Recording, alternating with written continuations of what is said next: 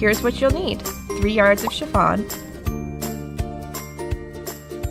a ruler, pins or clips, pattern weights, tailor's chalk, Microtex needles, a rotary blade and cutting mat, and a sewing machine.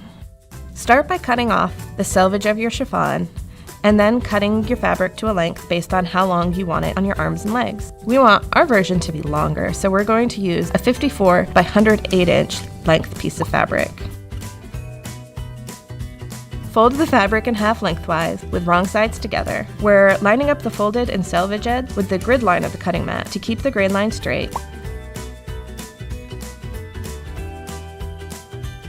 Measure down 15 inches from the fold and mark it with your tailor's chalk.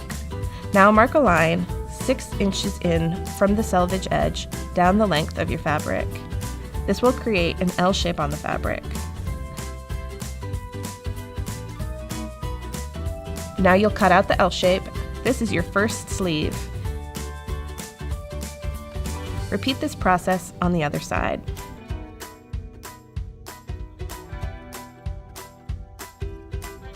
Your fabric should now be an oversized T-shape. Sew your seams together using a 1/4 inch seam allowance. We're going to be doing French seams for this project, so again, you should have your wrong sides together. As you start to sew, pull the thread lightly from the back to keep it from getting sucked into the throat plate. Press your seams flat. Trim the seam allowance down to 1/8 of an inch.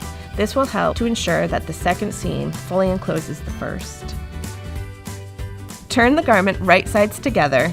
We'll do another row of stitching with a 1/4 inch seam allowance, which should fully enclose the unfinished edge. Now we're going to create the opening.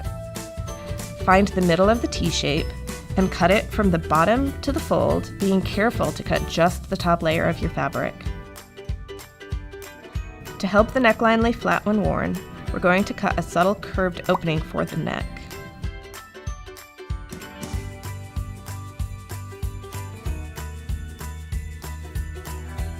I'm also adding a curve at the bottom of the front opening so I can do a continuous narrow rolled hem around the entire outer edge. Finish sleeves with the same narrow rolled hem. Trim all your threads and you're finished.